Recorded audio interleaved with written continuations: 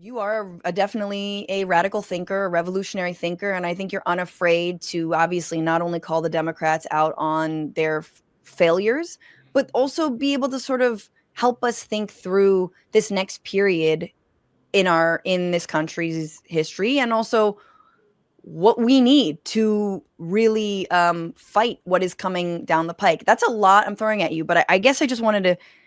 How are you post-election? 3 weeks now. Where do you stand on the whole why Trump won, why Democrats lost? Is it about the wokeism? Well, first of all, I have a bald head, but it's not a crystal ball to be able to answer these heavy questions you're throwing at me. So I just want to, firstly, again, thank you. I want to manage expectations. Sure. Oh yeah, no. I mean, we are taking notes, but like whatever. And by the way, my book was actually they optioned it to be a TV series, and then some producers I was involved with who bought the rights turned out to be kind of racist. So No. kind of we're not going to do that. Hollywood, I've learned a little bit about Hollywood in the process, and there's no racists here. Take the sacredness of my story. And they were like, we need more gang violence. Yeah, no, that's another segment. But to your question about the tea leaves of what happened in the election, I think we're still trying to sort it out. But my own view is the long view, the view of history, of the angel of history, that people like a guy named Walter Benjamin talking about, where the angel of history is dragging progress. And it's constantly dragging, and progress drags with it constant destruction. And so rather than see this as a new moment, I take more historical, and also I look to indigenous and other peoples of the South, some of whom I've struggled with, like in Latin America. And I think we need to see a continuum of history and look at this. I wouldn't waste my time looking at how did Latino men vote? Why, all these people like David Corn, the very kind of sad commentary he made about Latino men, and saying that, wow, now watch, immigrants are going to get what they deserve. As if working class people weren't abandoned by the Democratic Party, as if David Corn and liberal progressives have not entirely left Latinx people out of the liberal progressive tent. But now that their project, liberal progressivism, has failed once again, then hey, who do we scapegoat? Muslim dudes, yeah, Palestine, Latino men. I mean, it's kind of the liberal scapegoating version of what Trump does in a more virulent, more nakedly virulent. I think so. Our choice is not just between the lesser of two evils, but it's the subtle, it's the naked virulence versus the subtle virulence of, say, Barack Obama on immigration. That, Obama, as early as 2011, as I and others documented, was jailing, separating, and killing Central American children and mothers by the thousands. Yes, thousands. I have the receipts. And so we have, I see, instead of looking at like some of the, I look at the elections and how people voted in different regions, different places, but I don't put my faith there. I don't put my hope there. I gave that up long ago. As you know from reading my book, I took a turn towards a revolutionary outlook on social change, because at this point, the Democratic Party is an adjunct to fascistic capitalism. And so the other adjunct is the Republican Party that global capitalism is more than willing to embrace. Yeah. One other thing I would say is that I would look at what's happening in the United States as part of this global disease that's happening, that's infecting worldwide. And that's called Steve Bannon's pockmarks, but also, yes. Yeah. So I wouldn't encourage people to waste their time looking at, posters and things like this right now. At this point, we really have to look at the crisis of legitimacy of the liberal progressive project, which I think has been defunct and been a fucking zombie, is like anything of those shows that you really like, The Walking Dead and stuff. I mean, They've been walking dead for a while. Why Yeah. do we keep watching and supporting them? What you just said, the crisis of legitimacy, is something that, I mean, we just spoke to in the previous segment around even these like institutions of justice being unable to hold their own accountable, almost not by flaw, but by design. I mean, there are so many norms that are just norms. They are not laws. And even when they are laws, you cannot even enforce them. And as we said, I mean, not that Brazil is, incredible on all fronts, but like did bar successfully Bolsonaro from running for re-election for 8 years. And so that crisis of legitimacy is being felt so much that I've been saying, we should really let this moment radicalize us. But I want to ask you, like, how do we deal with these feelings of like numbness and anger and despair? Like, how do we navigate that while we're also bracing for very concrete attacks on us, our communities, our speech, whatever it is? Well, if I had the answer to that, I'd be a richer man. Be a therapist. University professor's salary. But that said, what I'm doing personally and what I encourage my students and people to do is, firstly and foremost, you have to embrace reality. We're here because of the abandonment of reality uh, by the society at large. I mean, fascism, contrary to MSNBC, is a bipartisan project at this point in history.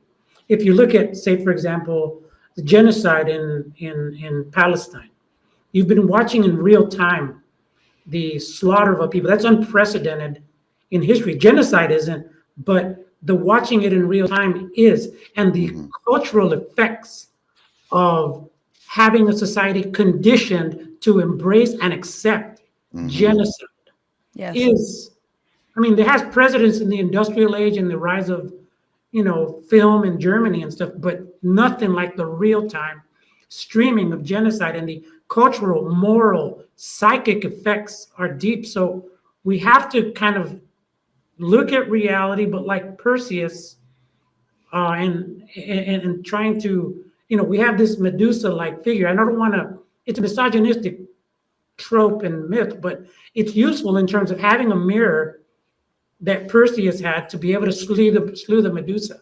You can't look at reality right now the way it's being given to you and fed to you by the corporate media at this point. The corporate media has proven itself completely complicit, not just with genocide, but with the mass dumbing down of the society, with the acceptance of fascistic immigration policies like those fostered by Obama, continued by Trump, continued by Biden, and now going to be expanded by Trump. So it's a continuum of bipartisan enabling of the fascist project that the Saudis, that banking interests, that Pfizer, that all these corporate interests are more than willing to accept, as long as their bottom line is met. Trump means the elites are willing to accept fascism. They won't ever tell you that. But we need to psychically and intellectually frame this, because, I mean, I'll just tell a story, like from the book, where I was dealing with Central American children who were caged and separated by Obama. One kid I remember in particular had seen his uncle's brains through his teeth because he got shot. A child of 6 years old. So I was working with a psychologist and asking them, hey, how do you deal with a child that's been exposed to this? And so the psychologist told me something I think is relevant for all of us right now. And that's that you always have to remember that there's an indestructible part of you. Your streaming television will not tell you about this. Your schools won't tell you about this. Your politicians will not tell you about this, because they want you pliable and dominated and cowering in fear. But there is, in fact, a part of us. I know this from having experienced war and having dealt with children and mothers and families who've seen what I can only call apocalyptic reality that leaves anything we're dealing with right now in McDonald's, because it's so when you're dealing with that, the psychologist in treating that children and other people like them told me that what they do is they help them tell stories about themselves that are connected to that indestructible side of themselves. That's the place, I think, to begin and end with.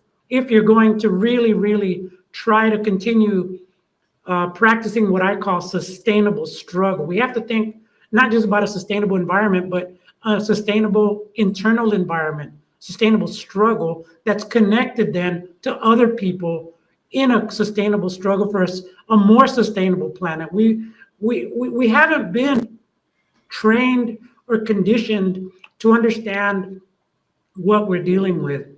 And I think I hate to these apocalyptic shows, but they're really, I think, doing more damage than good at this point, because they disarm the imagination trying to find solutions to real serious shit. What are our kids gonna face? What do I tell my kids?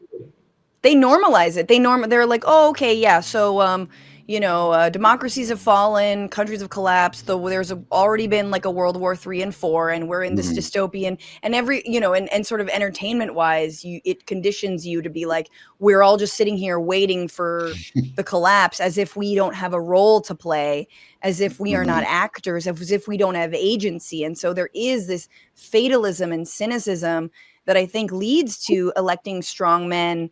Obviously, only in name, but strongmen like Donald Trump, or like in El Salvador, Nayib Bukele, or, these cynical turns in Argentina voting for, Javier Milei, who is a model right now for the Trump administration, that I wanted to ask you about also, because Javier Milei is destroying the social welfare state of Argentina. The only thing that kept it from being plunged into like deep, many people in the middle class, plunging them into poverty, getting rid of institutions like the funding for public universities, which truly made the country prestigious in Latin America, because many people from all over, especially South America, would go to Buenos Aires and study at the UBA. And it also was a leg out of, not out of, but a solid middle class kind of existence. And he's destroying that. And now you have,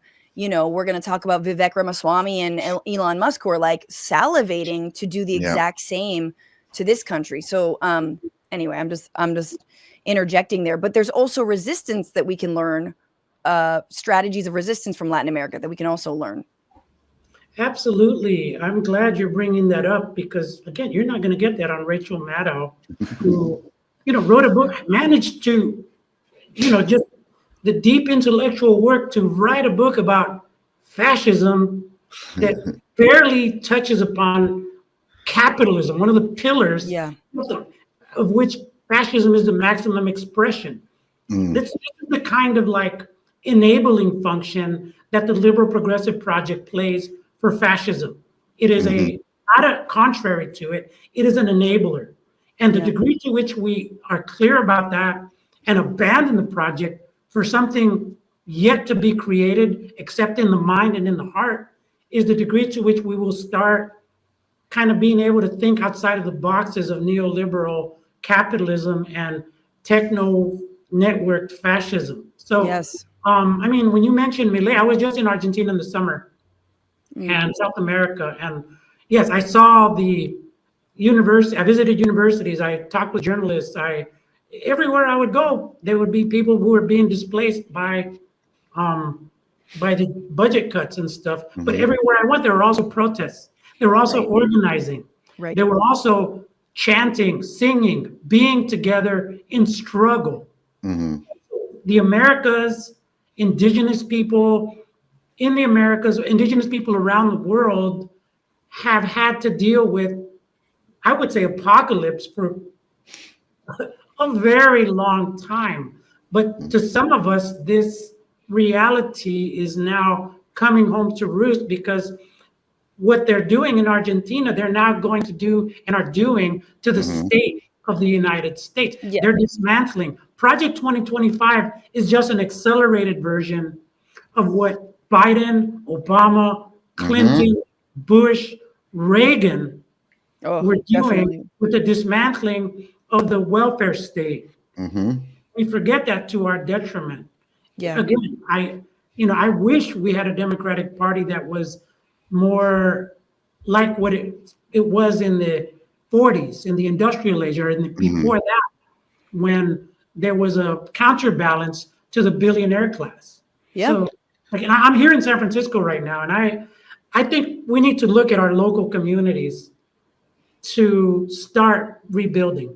Yeah. And in San Francisco, the techno-fascist turn was clear to me with London Breed, with previous mayors who were expressions of the STEM hegemony that's destroying university campuses, that has destroyed my home neighborhood of the Mission, made it one of the most expensive and desired places in the United States, that has completely altered all of our lives in Los Angeles, New York, wherever you are, you're dealing with the STEMification of your life. And as people like Malcolm Harris, my friend, who wrote a book on Palo Alto, which I recommend you read. Yes, we've been meaning to get Malcolm on. You can see the way that inherent in this technology is an ideology that will tilt fascistic. Yeah. I don't have the time right now to really break down how that works. But let us just say, just look at San Francisco streets, accelerated displacement, accelerated concentration of wealth, accelerated speeds, 5G, 6G, 7G, all those processes of speeding things up go together. And so now we're going to see sped up fascism, and the only thing that can counter it is a sped up, networked, kind of broad front against fascism that's global, I think, that connects us to the global. Yeah, I mean, just to go back a little bit, because in terms of like what I know, I mean, I do want to ask about El Salvador a little bit, and like just the kinds of repression that we've seen there, and also are seeing currently. But in terms of, just before we leave Argentina, what is so important, the moment I think we are going through in this country, because I do think that the United States mirrors Latin America, is basically living in the future and the past when it comes to the United States. We have to understand that they are far more in the future when it comes to resistance strategies and, like putting up politicians that are actually kind of worth their salt, although not always. And then also in the past, in some ways, in maybe, I don't know, just like basic development and whatnot, which is good if you're thinking about like slowing climate change. But when it comes to neoliberalism in Argentina, that is where neoliberalism died in so many ways, obviously because of the failures in the year 2000, 2001, going through 8 presidents in 1 week, and the fact that all the privatization of their entire lives meant that they had nothing. They had no national industry. These vulture capitalists could come in, make a buck, and then they left in their time of need. Everyone's bank accounts were frozen. And when they were unfrozen, your money was worth 1/3 of what it was worth. So it plunged the country into poverty. And it spelled, radical change. And there was new leadership, but that leadership atrophied. And that leadership was unable to actually grow and truly provide for people. And so then they sort of swung back in the other direction, and ergo, you're Javier Milei. But so we are in this pendulum swing. And I do think we're going through right now this real understanding in the United States that the neoliberalism is dead, and the neoliberal parties like the Democratic Party are truly on death's door. And I've said openly, I'm not willing to say, like, I'm not sure how I feel about the Democratic Party. I don't know if they are actually ever coming back from this. And they refuse to even change one person in leadership. So, right. They refuse to change. They refuse. They keep on listening to fucking, James Carville, and to their detriment. And they don't see that actually it's social movements, whether it was the anti-Iraq war movement that led to Barack Obama in the first effing place, whether it's the BLM movement that even got Biden elected, along with the Bernie movement that helped get Biden elected. You have everything to thank for social movements. I mean, but instead they blame those movements when they abandon them and lose. Exactly. And so this is the broader tension of the energy is so clear. For the right, the energy is clear. It's the anti-vax crazies. It's the QAnon, pedophile obsessed, nut jobs. And then the left, it is also clear, right? It's just that this massive majority of people that want an end to genocide, that want universal health care, that want housing as a human right, all of these things, we are not listened to. And so it's like we are in this moment of, like you said, Lovato, a crisis of legitimacy. And so we have, threatens their capital. Right. Exactly. It's that they know they can never go there. And so I'm just like, I'm responding to that. And also I did want to ask you because, MAGA loves Nayib Bukele of El Salvador. They are obsessed with him because he is doing all these sweeps on the streets and mass arresting people. And I know Salvadorans are very divided. There are people who love it. It feels safer in the immediate.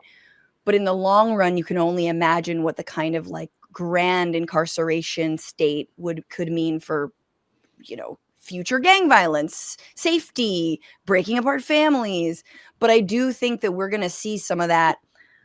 We're going to see levels of repression that I don't think we've seen in this country. At least we're used to exporting it to the country your family hails from, Lovato. So I guess I wanted to your thoughts on this kind of repression. Yeah, I wrote my book Unforgetting because I wrote it as a book towards the future, and I'm a U.S. citizen, born here in San Francisco in the Mission District, working class kid, and for 25 years I held a secret in my under my shirt, and that's what my heart was out of a revolutionary. I had joined a revolutionary movement to fight a fascist military dictatorship, the longest standing fascist military dictatorship in the Americas in El Salvador for like 90 years. So I felt like I saw the wins with Obama separating children, and then I saw the winds get stronger with the first Trump, and I decided, well, I better come out of the closet about that R word that's on the cover of my book, Revolución. Yeah. Because that's a word, it's kind of like, Star Wars Jedi knowledge at this point. We don't even talk about that. We don't even talk about what is this hallowed tradition that has so many have sacrificed so much of themselves, their families, and even their lives for revolution. Yeah. What does that mean? And I realized I don't know where things are going to end up, but I want my contribution to be like, I don't know, I feel like those Christians who at the time when the empire in the age of Constantine in the 4th century, the Roman Catholic Empire of the West was united with the Byzantine Empire. These Christians who were really into the word and wanted to preserve what was most sacred went into the desert. They're called the desert fathers and mothers. And I felt like, shit, I better put my kind of stake in the sand by preserving what is most sacred in the realm of political change, which for me is revolutionary thought and practice. And but I mean, we don't, and we're so out of practice, but also like, do we need an FMLN here in the United States? I mean, not the FMLN, but I don't know about the FMLN, because the FMLN, as you read the book, kind of yes, very different. But it's a very different. I tried to preserve the FMLN that I knew, which was the kind of like the Jedi Knights that I learned from, people that were trained in Vietnam by the greatest political military strategists in world history, probably General Giap and his generals. And they taught my friends, for example, that when you're fighting war and in politics, the fight is mainly not about the guns or killing and anything. It's about the spirit. It's about the psychology. Yeah. Like if I can disarm you without firing a shot, that's the best thing. You can read that in Sun Tzu. But the Vietnamese showed my comrades at the time that, you have to disanimate your adversary. You have to lower their morale to the lowest possible place. You got to make them Democrats. And then you have a population in between that you either want aligned with you or you want it aligned with you or to be neutral. And you have your own troops. How do you want your own troops to be? You want their animus to be as high as possible. So we can learn from that. And Latin America is a great example. In El Salvador, we're starting to see Bukele's numbers fall, right? They're starting to see movement, protests again. Thank God and goodness and Marx. And, I think that like, yeah, we are going to face greater repression. I think short term, we need to look at things in the Pentagon in particular, and with something called the Posse Comitatus Act. And I guarantee you, Trump and his people are already trying to figure out how to violate. The Posse Comitatus Act prevents the military from operating within the borders of the United States. Right. Yep. We have to have a powerful social movement to repudiate that. Right. And to forcefully repudiate that, to create political space for ourselves. Right now, the work is to have the animus personally and then collectively to create the political space we need to be able to operate and grow the sustainable movements that will carry us into the future. Yes.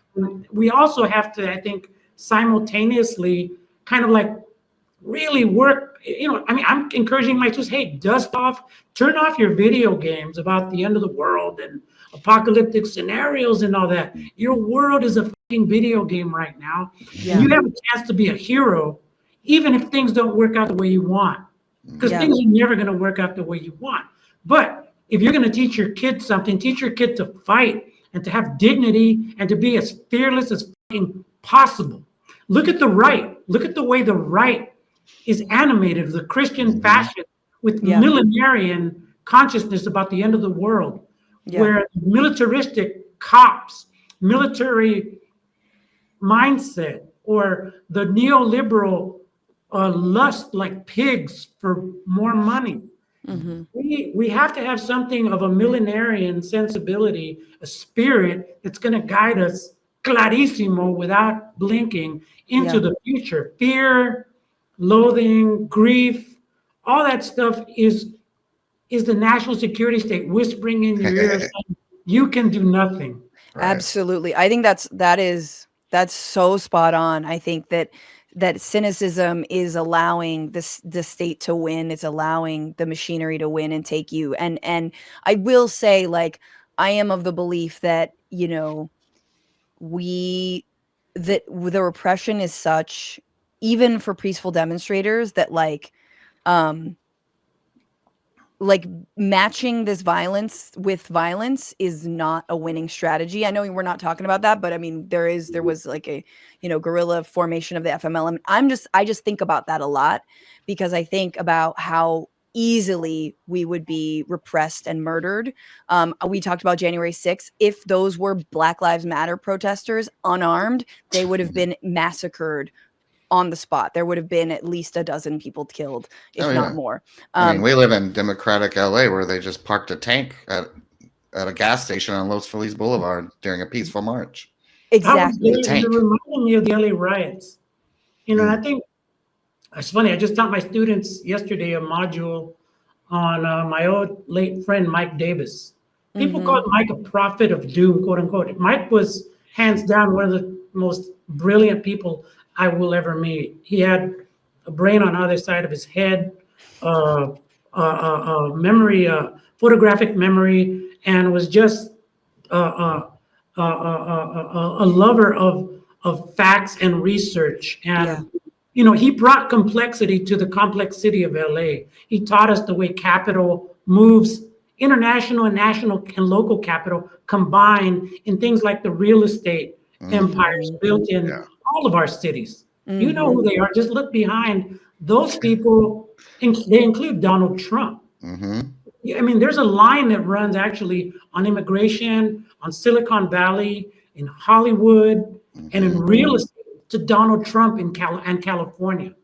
So we have to really start being, I think, a lot smarter than the kind of Rachel Maddow-esque analysis of fascism that forgets to mention capitalism. No, it's one guy. Yeah, it's a guy. Mr. Fascism. But I think what you're naming is this: there's a letting go of a belief that someone is coming to save us, that the institutions we thought were stronger were going to help us, that the parties that we thought we could put our faith into were going to help us. I think that, and that we cannot supplant the dying and with pure inaction. There has to be something that replaces it. And as you're saying, which I think you basically, hinted at, which is like deep in our analysis, read the, Mike Davis, read Lovato, read the people who have written about, struggle here, abroad. Like, let's learn, use this moment to learn. We can replace the blind faith. I mean, it is hard because people are obviously overworked and not making ends meet and are stressed and are isolated from one another. We have to overcome both parties a lot. killed the unions for a reason, So I don't think the unions are dead, though. I live in Las Vegas. They're coming back, but I'm just saying it was a project by both parties. It's a powerful force in Las Vegas, and they're at the front line of challenging what's known as the attention economy. Unbeknownst to many, I'm actually, for my next book, this is what I'm writing about, is among other, I'm writing about this bird, but in my research, I'm looking into this thing called the attention economy, where it's at the core of the economics in the world now, where it's right here. Attention, in politics, like we're talking about, in consumption, your attention is one of the primary commodities. It's the gold that has made Jeff Bezos, Elon Musk, Peter Thiel, all these right-wing extremist billionaires rich. So that economy was actually, a part of it was born in Las Vegas, where your attention in the casino was shaped by the furniture, by the rugs, by the lack of windows, by the free drinks. So we have to so the culinary union's challenging and having some success to limit the advance of the attention economy as it affects workers there. So we have to kind of upgrade our workers' movements for the digital age, using the tools when necessary, but also being wary of their noxious effects in our culture and on our kids, etc. But we need to. I mean, I'm thinking of. Yeah, and I'm even thinking of like people like tech workers who you wouldn't necessarily put in the working class, but are so pivotal to, I mean, some people who are like work in for Facebook are like, I don't let my kids go on this thing. This thing is poison, this thing is evil. And last week we had Paul Bigger on, who talked about, using like coders who actually creating technology for Palestine, to support Palestine protesters, to support, people who are being targeted and all this. And I think we're going to need even more of that. So it's like, if we can harness all of this, the technology and our collective power, it's exciting times, but it is daunting. And it does feel like it's like we are starting. I know we're not starting from scratch, but it does feel like that, especially in the ways that some, not just liberal media pundits, but also, nonprofit organizations and others are like, well, maybe we can work with Donald Trump. I mean, doing the Van Jones thing, like I'm going to work with him to pass a fucking, piece of legislation that affects like 200 people. Like, you know what I mean? And then I'm going to give Donald Trump a win.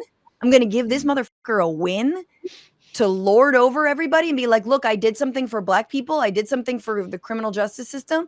No, I don't think so. I think non-compliance in this time is really critical to get right. Who the side are you on? Non-compliance is really, really pivotal. Non-compliance, and actually I'm a writer, so I again, there's another Jedi knowledge, is writing and words.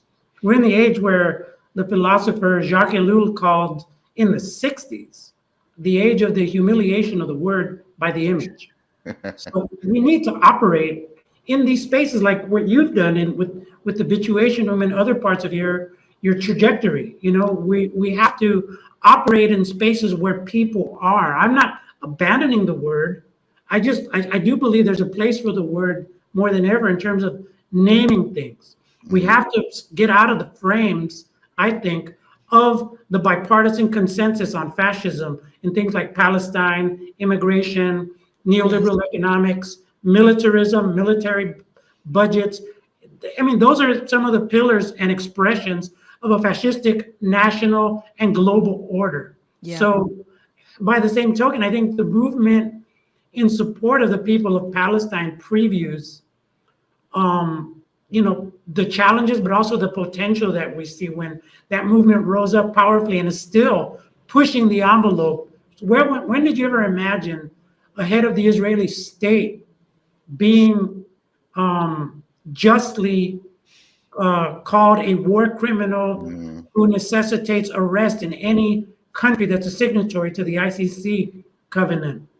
I'd never imagined that in my lifetime. I never imagined the movement that we've seen in the last year. I mean, Yeah. and I do think you're absolutely right. And I think that another pivotal piece of that fascism is the ways that, you know, the liberal institutions of these universities walked their students into the hands of the police and allowed them to be brutalized by mobs, and have thrown them under the bus, called them anti-Semitic. Acted morally superior to them while doing it. 100%. And so speaking of crisis of legitimacy, yeah, the idea that like these institutions were a safeguard, supporting intellectualism in a time of rampant anti-intellectualism, supporting, you know, diversity and equity and inclusion truly at a time when that's being attacked. And then, we found the line, and the line is Palestine, and that was like, that's like, I mean, that seems like a no-brainer to a young person who's learning all about, you know, again, ethnic cleansing, genocide, history, anything, story of oppression in Central America. Like, that seems like a no-brainer. So to find the line here, I think is a huge wake-up call to the younger generations. But Absolutely. that being said, I'm glad you said that, because one of the things I learned from living under, being hunted down by, persecuted, attempted to be killed by a military dictatorship, one of the things I learned was that you need to close the spaces of hopelessness within yourself and in your social movement. Hopelessness serves national security interests. Never forget that. It's constructed. The disarming of your consciousness is your own responsibility when you allow the state to whisper in your ear, to sing its siren song in your heart. It's bullshit at its to be core. afraid of your neighbor. And so, like, I take my lead from having, you know, my book covers, Unforgetting covers what I call I go into all these different underworlds, guerrilla underworlds, gang underworlds, the underworlds of our families and our family secrets, the underworlds of the states and their death squads. And and I'm talking about the United States and El Salvadoran state. And, you know, I've learned the necessity of keeping a steady state of consciousness. If you give in to grief and dismay, I grieve, don't get me wrong. I have family. I helped raise a young boy who's now a young man, whose future I'm trying to figure out how I contribute to. I have family. I have a partner that I love, you know, and I have family, and I have a lot, and I grieve for all of us, and I grieve deeply. But I didn't grieve on November 5th. I've been grieving for my entire adult life, because I'm umbilically tied to planet Earth that has been continuing the cycles of genocide, apocalypse for centuries. And so, I don't know, just to put things in context, you know, I have a dark side. I mean, I've been through some stuff, but I don't give myself too much space for dismay after seeing like mass graves across the entire continent. After listening to those grieving mothers, seeing those kids, talking to them, going to war, dealing with dictatorship, policing in this. I mean, in my 61 years, I've been through some things, and I don't have the luxury of hopelessness. I think hopelessness, even if it feels real to you, is a luxury for those of us in the North, in the global South. I know a lot of people that have lived far worse things than what we're seeing, who don't have that luxury either. And I take my lead from indigenous people who I'm writing about right now, who I've been visiting across the continent for my next book. What's going on, Frantifa? If you haven't already, subscribe to this channel right now. Hit that button. And also, you can become a patron and support the show every single week. Get access to bonus episodes and exclusive merchandise. Patreon.com/Bitchuation Room. Do it.